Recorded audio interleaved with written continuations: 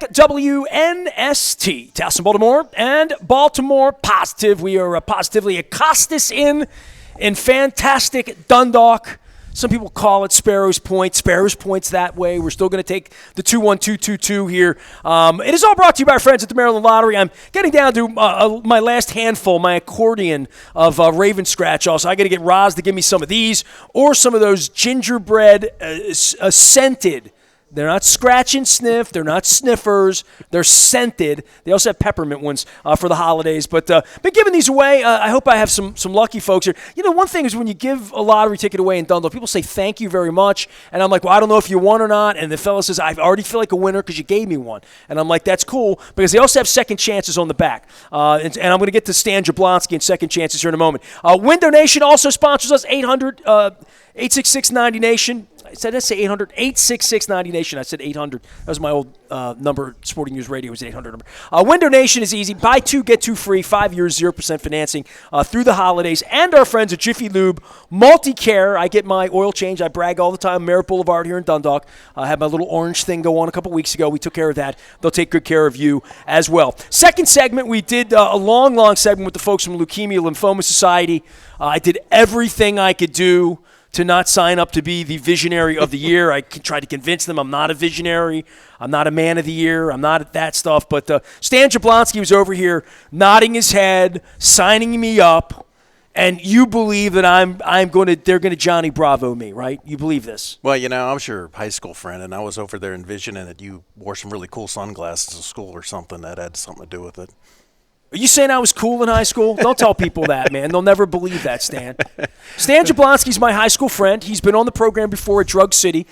He does not live here. It is true serendipity that you wind up in Dundalk when I'm doing the show here. You wrote to me a couple weeks ago, hey, I'm in Dundalk for a week with my mom. You're doing the show. I want to come by. And then I suckered you onto being – you're getting snookered onto the show in the way that they're trying to snooker me into visionary. But I wanted to have you on because Paul Satterfield's on his way over. He's principal at Dundalk High. And your father and your family, when I think of Dundalk, you are entrenched in the community here. Your father worked at Dundalk High. He was a longtime science teacher. By the way, I had George Schulin on. Did you see Schulin on the show? I did. I had Schulin on the show with for my birthday down at Drug City. Your father and George Schulin and Dave Fantasi and a bunch of other really good people made up the science department at Dundalk High School. I mean, you knew the periodic table of elements by the time you were in, like, middle school, right? I did. With a chemistry degree at that, too. But, yeah, my dad was there for almost 30 years.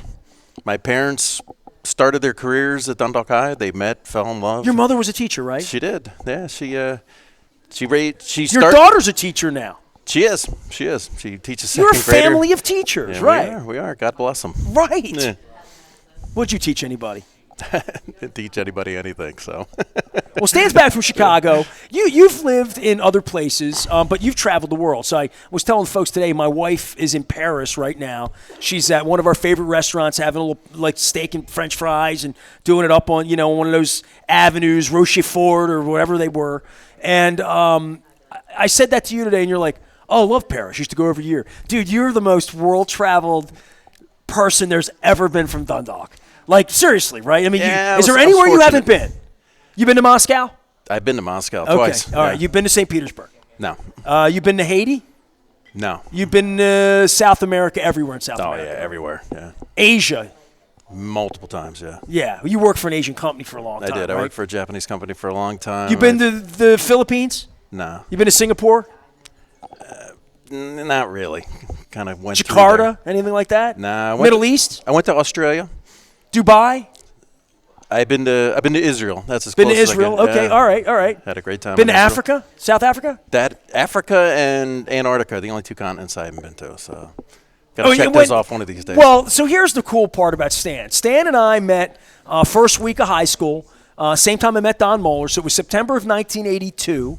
Stan had already been there because I came from a junior high, not a middle school, right? So you had middle school. You spent ninth grade at Dundalk High. I spent ninth grade at Holabird Junior High at the time. So it's a long time ago. So I met you then, and your dad's in the biology, science space. I was always the reporter guy, right? I remember you played on the football team, and I had to spell your name right in the newspaper, me and Kevin Eck, writing for the Dundalk Owl. And, like, all these years later, but, like, you surfaced in my life in the late 90s in Chicago, and you're working for this company, and I wasn't traveling. I barely had a passport at the time. And you had, like, traveled all over the world through your job. What could you tell somebody, what could you tell the younger person of Stan in 1982 about seeing the world, being a kid from Dundalk? Because, when you're in Dundalk, you see the world as like Towson, Ocean City. Yeah, that's true. Disney World once in a lifetime, maybe, right? Literally. Yeah, exactly. I've been fortunate to go around the world and just to embrace the different cultures and differences in the world. It's just fantastic. You were the guy I called all my life when I'm, like, going to Buenos Aires for the first time, well, it's or funny. I'm going to Paris for the first time, or I'm going to England, London. I'm like, call Stan, he's been there. Call Stan, he's been there. So, I mean, you don't look all that impressive, but your passport's something, dude, Well, it's funny, as a kid, you take Flat Stanley around, you take pictures, and, like, Flat Stanley went to different places. And I still remember I was in Puerto Madero in Buenos Aires, and I had the Purple Rain, one of your Purple Rain books that I took to one of our favorite restaurants and steak My restaurant. favorite restaurant in the world. Yeah, The best restaurant I've ever been to in the world was in Buenos Aires. It was fantastic. So anybody wants a tip, it's called Cabana Las Lilas. And it wasn't my tip. I think the New York Times called it the best restaurant in the world 25 years ago or something. And I saw it, and we went there. We sat down and ordered, and not thinking like, it's kind of a cowboy gocho steakhouse. It would remind you of a Texas or like a Wyoming cattle. It's not Ruth's Chrissy. It's not white tableclothy, but they bring you empanadas, and it was just the best meal I've ever had in my life. It was so good that 2 nights later we went back. Yeah. So we went back twice on 4 nights. We could eat dinner anywhere you want. Buenos Aires has 15 million people. So, like, it's New York times about 3. Yeah. It's just a densely, incredibly populated place.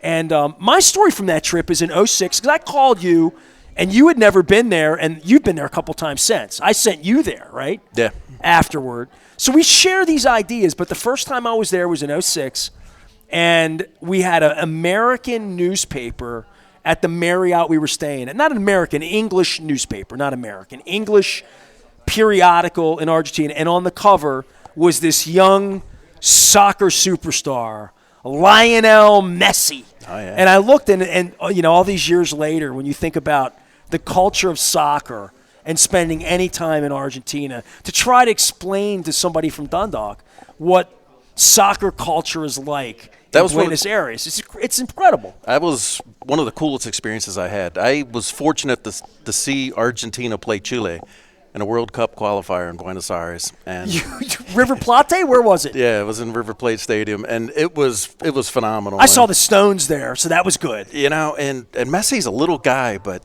the stuff he can do with a soccer ball is unbelievable. You saw Messi play at the River Plate in Argentina. In a World Cup qualifier. In a World Cup qualifier. Yeah. And it was bizarre because the Chile fans, these people don't like each other in sports, At all. You can go to a game here and you have the other team and the fans, they annoy you, but you all get along at the end of the day. Well, in the River Plate Stadium in Buenos Aires, they look like prisoners almost. There's like barbed wire around it. Yeah, it's a cage. They literally hold up the rest of the fans until the opposing fans have time to leave and like get away from the stadium. It's crazy. It's bizarre. I was told when I was in Brazil, there was a game and I probably should have done this, right? As we sit here, Geddy Lee is playing, and if you've seen the Rush in Rio video of 200,000 people singing the words to YYZ, there are no words to YYZ. They were just singing the melody. Da da da da da da da da da. So that was at the Maracanã Stadium. I think it's the biggest stadium in the world. You can check that out. But you can see Maracanã from Rio and off in the distance if you're up on the hill, if you're up at Corcovado. And I remember there was a game at Maracanã that day, and it wasn't a particularly good matchup. It wasn't going to be 200,000 people there that day. But I asked people if we should go to the game, and they told me, don't take your wife to a soccer game. Literally, that's what they told me. They said, don't take your wife. You don't want to take your wife there. I had many people tell me that in 2006. So for that reason, we went to see U2 in Sao Paulo. We saw the Stones on the beach in Ipanema and Copacabana, but we did not go to Maracana because I was led to believe it wouldn't be a really tolerable place for my wife in 2006. Yeah. So that's why I didn't see a soccer game in Brazil. Yeah. That was a good I experience. didn't feel safe.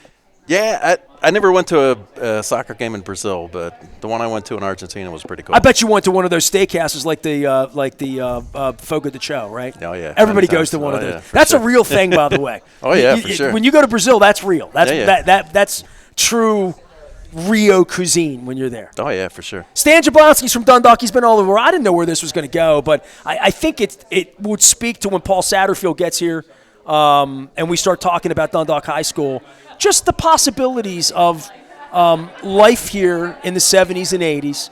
We've talked so much about the plant. When John Allen did the show with me with Aaron Tamarchio, we talked about the point. So your experience in Dundalk was your dad was a teacher, science teacher at Dundalk High. My dad's experience was stopping at Costas on Friday after getting his paycheck and bringing us home shrimp, maybe getting a beer here. I don't think he ever went to Gales or Memories. My dad wasn't but my dad would always come to Costas, and when he left, he would always bring steamed shrimp home for my mom. My mom would say, yeah, bring me some shrimp. So it gave my dad a place to stop and get a beer with a work buddy, get a free ride home. But my dad took the bus. My dad took the number 4 and the number 10 bus to Bethlehem Steel in the 1970s when I was a kid.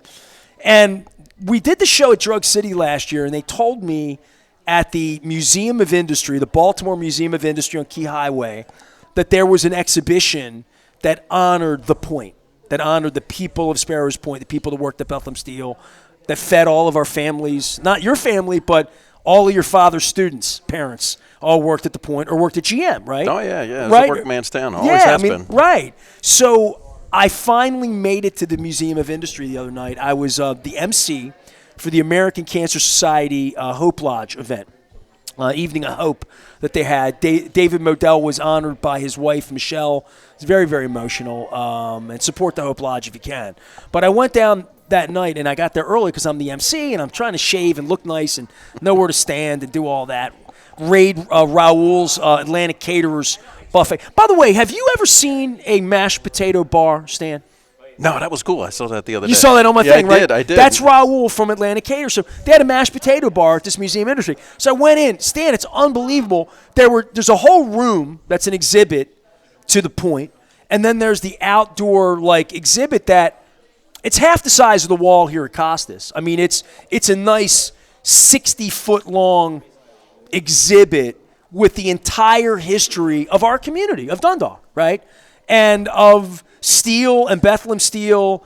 And John brought this name up. It was a very purgative name, but like a camp community where you lived and worked, a work town, like something that should be illegal, right? I mean, where you lived in the community, you worked for this is 100 years ago. Oh, yeah. Right? Where you were not a slave, but a slave to the company. Sure. You couldn't leave. You know, they held your residency and your job, right? There wasn't a lot of freedom. But all of this began down here 100 years ago. And my father signed up to come to Baltimore to work at Martin Marietta during the war, met my mother in Essex. But my dad worked at the Point from 1962 until 1988, and he died in 1992. So, my dad spent the end of his life down here, and your father was teaching kids like me, whose fathers all worked there. Dundalk has such a rich history, and like that, I think, and people go places from Dundalk, and people leave Dundalk and make a life in Chicago with kids and a wife, and come back and take care of their mother. But your parents never left Dundalk. Your mother's still here in the same house, yeah. And both of my sisters still live in the area, and yeah, this is always my home. What do you tell people in Chicago about Dundalk when they say, "Hey, Stan Jablonski, where are you from?" Yeah, all that Midwest, all that stuff. So you say I'm from Baltimore, right? You don't have to say Dundalk, yeah. right? If I say Dundalk, nobody knows that. Right? I think you're from Ireland if you say that, right? So you say Baltimore. What do they say to you? Bang Bang, The Wire, Ray Lewis. What do they say to you? Crabs. What do they say? Yeah, kind of all of the above. It's got a good and a bad reputation at the same time, but most big cities do. So, but the Orioles and the Ravens and the water and the crabs and the crab cakes. You wear all that, right? You have an Oriole hat? Oh, yeah. Yeah, I mean, that's your thing, right? Oh, yeah. I'm a Baltimore guy. I always have been. Do you import anything? I mean, like, do you take Fisher's popcorn back, or do you take Burger Cook, or, like, crab cakes? But your wife's from Chicago. She doesn't like taking anything home to her. She comes here every year for 4th of July. She's like, Heritage Fair. We have better festivals in Chicago. That's pretty good. Yeah, your wife has a really serious Chicago accent. And she claims she doesn't have an accent. That's Paul. You should come up. I didn't know you were here. Hold on. You know what? Would we take a break? You want to take a break? Let's do it. I was waiting for Principal Paul Satterfield to get here, but I thought that was you. But I wasn't sure. Come on in. Come on around here, man. This is Stan. He's Dundalk guy. What we'll do is I'll bring Paul in, introduce him. We'll take a break, and we'll do pleasantries. We were just talking about hopes and dreams and Dundalk, Paul, is what we're talking about. Do I have to call you Principal Satterfield, Mr. Satterfield? Paul's good. That's good. Have we met maybe once? I don't think so, yeah. Yeah, I mean, I went down to the new school 5 years ago. How long have you been there? This is my 3rd year. That's why we've never met. Yeah. It's really nice to meet you. Yeah, I don't shake hands with a lot of nice to people. meet you. This is Stan Jablonski. How you doing? Class, Nice to meet you. he's an alum, class of 85, one of my people here. We were just talking about how wonderful Dundalk. Where are you from? Actually, I'm from Maryland, but Frederick and then D.C. So D.C. born. Then What did you know Frederick. about Dundalk? What do they tell people in Frederick about Dundalk? This is going to be crazy. Move this way a little bit. Let's get you into the shot here. To tell you the truth, I didn't know anything about Baltimore. My dad worked in D.C., was in the Air Force, that kind of thing, and joined the government. And I didn't know anything about Baltimore, period, when I first was growing up, like the first 8-10 years of my life.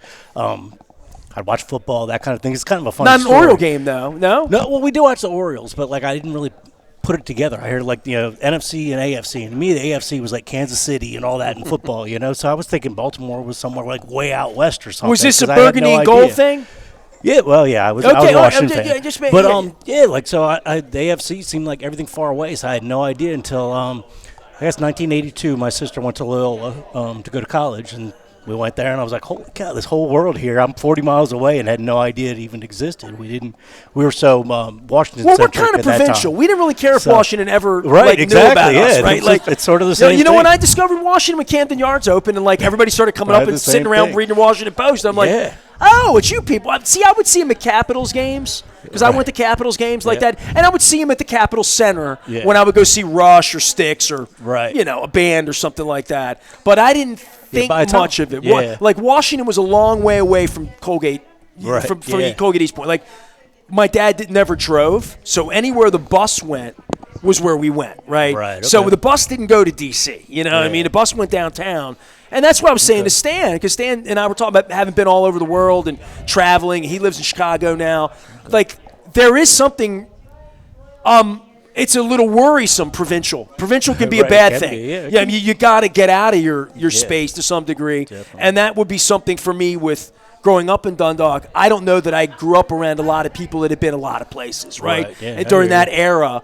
And I think it's all that more important when people have been places to come back and say, you need to get out and experience the world a little bit. It's okay to come back, but go see some stuff. Go see some. And I think that's one of the things that – so, Stan, tell them about your dad, and then we'll break, because his dad's a special guy.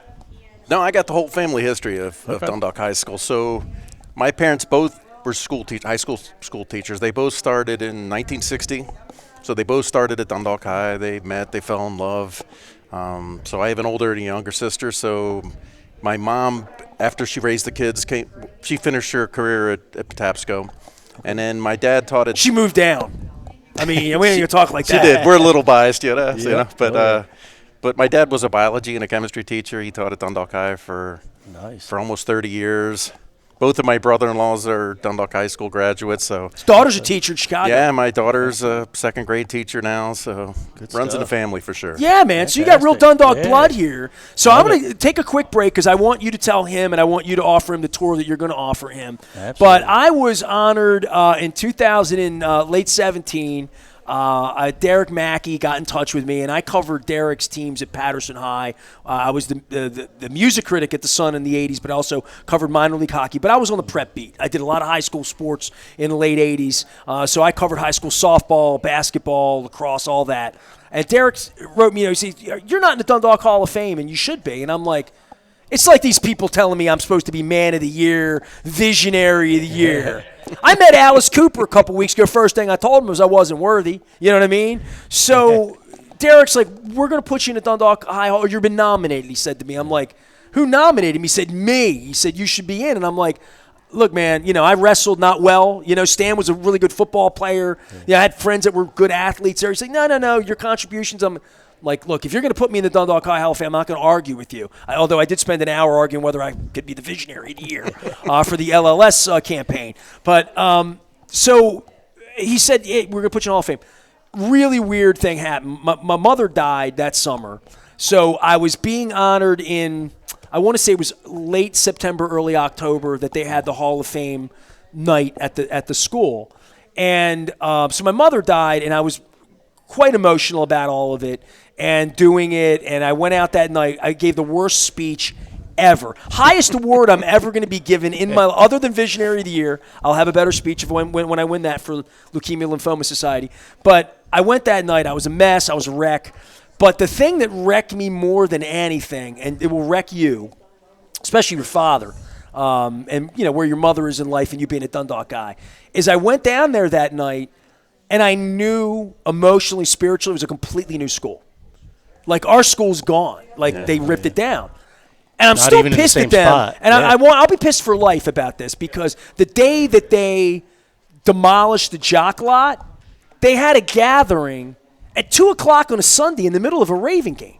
And, I couldn't go. I mean, it was in November. I think they were playing the Raiders that day or something. I'm like, don't do that on a Raven game day. Do that at 9 o'clock on a Saturday. Well, my kids got Little League. Well, but don't do it in the middle of a Raven game. So I never saw the implosion of it. I saw some video and pictures and people that went down or whatever, and it kind of was heartbreaking for me. Like, I didn't want to – it was like when they ripped down 33rd Street, I didn't want to go down there and look at it. I couldn't drive down 33rd Street for a long time after my father died. So all this happens at the same time, 17, 18. My cat died like a week before this thing happened. My mother died a month before it. So they put me in the Dundalk High Hall of Fame, and I went there that night. And I don't want to tell you I was like a zombie, but it was I wasn't on drugs, but it was a weird night. We celebrated right here at Costas that night. I remember more about that. It was all very dreamy. There was a football game. It was dark early. We went down, and I went into the high school. Stan, it was like something out of a fever dream, like in a Sopranos episode, because they're telling me I'm at Dundalk High. And they're telling me they're putting me in the Dundalk High Hall of Fame. And I'm in there, and it was like being in a museum. No offense, you work there every day. That's exactly what it looks like. Like I'm in there, and I'm like, this is a high school? I said to Moeller and Johnny O and the late, great Kevin Kamenetz, who is the one that got it done, you haven't been to the high school yet, right? I have not, no. Dude, it's going to flip you out. Yeah, it's going to flip you out. Looks and for anybody watching this, and I'm wearing my fancy schmancy $10 doesn't fit me falling apart Hall of Fame shirt from it's the thing I'm most proud of, being a Dundalk Hall of Fame. So I've been trying to get you on I've been chasing you for about a year and a half. I mean, I've been chasing. So Paul Satterfield is the principal at Dundalk High, the new Dundalk High. Stan's dad was a part of the old Dundalk High and was old, and he's old, and I'm old. And we're in Dundalk. We're at Costas. We're going to be at Pappas next week in Parkville. We're going to be at Coco's 2 weeks from now. We're going to be at Gertrude's on the 29th with Dan Rodricks for his incredible show. Baltimore, you have no idea. We're going to be at Hollywood Casino on the 1st with Tom Kelso telling some stadium shenanigans going on with talk about money building schools, shenanigans going on. We're going to be at State Fair on the 5th. It's all brought to you by our friends at Window Nation, 866-90 Nation, our friends at Jiffy Lube Multicare, and the Maryland Lottery, and we're giving some Raven scratch-offs. I did not give Katie and Dominic Maryland Lottery scratch. She's not eligible. She's 4 months old. You have to be a certain age to play here, but we're going to do that as well. Make sure you're participating. Paul's going to come back and tell Stan about the new Dundalk High School. I have not been in since that night. I want to come with you whenever he has us over, because you got to come back. I'm in the Hall of Fame, and I've never seen my name. That'd be cool. My name wasn't up yet. They put me in. I cried. I left. I didn't even sing the alma mater, but I'm going to do that on the program. Paul is the principal at Dundalk High. He's going to talk some Dundalk things. Stan is my world-traveling buddy who deserves a Maryland Lottery ticket, even though he's an Illinois resident. And we're going to come back. Raskin Global also making a part of this. This is This is such ingenuity that I'm surprised somebody from Dundalk didn't come up with it. It's awesome. This. You open the beer with this side, and you crack the crab with this side, and you promote Raskin Global and empowering people to choose their financial future on this side. I'm Nestor, back for more from Costas. We're doing the Maryland Crab Cake Tour. I'm going to order a crab cake, broiled because that's the way they do it here, fried because that's the way my mom liked it, and that's Dundalk style to me. We're going to continue on from Costas and talk Dundalk High. Stay with us.